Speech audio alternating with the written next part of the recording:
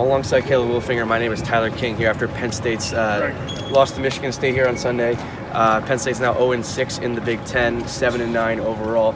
Caleb, just really not where we expected this Penn State team to be. And once again, I think it was the same old story for Penn State. Nothing really new happened in this game. We didn't learn anything different about this Penn State team. Maybe outside of Kyle McCloskey, who Pat Chambers has to turn to somebody, I guess, now off the bench because he's not getting any scoring off the bench. Once again, no bench points. Roger Bolton has basically disappeared at this point. He plays 6 minutes today, doesn't score. I mean, Penn State is really struggling to find guys that they're capable of putting out there.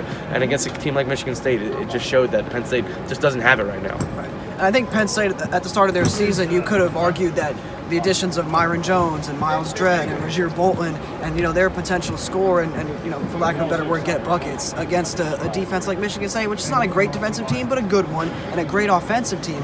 You've got to put the ball in the basket to keep up with them. I mean, they average 87 points a game. They hit 9 threes a game. They hit 8 tonight.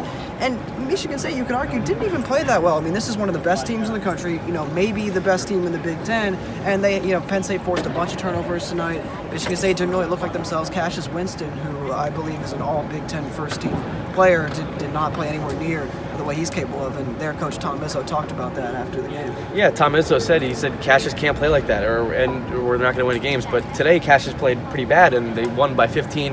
It didn't really feel all that close throughout the entire game. It was 10-10 early on, but after that, Michigan State goes on a 10-0 run, and from that point on, it was basically over. I mean, Nick Ward played pretty good in the first half for Michigan State. They're even right now, the Spartans are missing one of their better players in Josh Langford, who's a really good swingman for them. And right now, Tom Izzo seemed kind of disappointed with the way his team played, and they won by 15, and it really felt like they were in control the whole game. So I think that kind of tells the whole story because Lamar Stevens continues to play pretty well. He had 20 points again, but he's the only guy that Penn State really can turn to score the ball on offense because Josh Reeves is playing pretty well. He plays as hard as he always does, but even he's just not a dynamic offensive player. Mike Watkins gets a couple buckets here and there.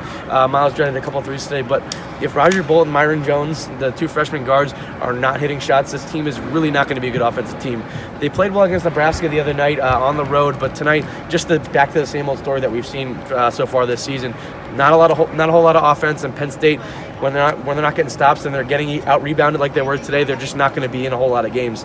And now they're looking ahead to Iowa this Wednesday, a team that surprised a lot of people in the Big Ten so far. So that's going to be a tough game. So another potent offense. Yeah, exactly. 0 points for Penn State's bench today. They're going to have to do a lot better to keep up with Iowa on Wednesday at the BJC. Yeah, so stay tuned for us as we have some more coverage later on in the week, and we'll take you into Iowa on Wednesday.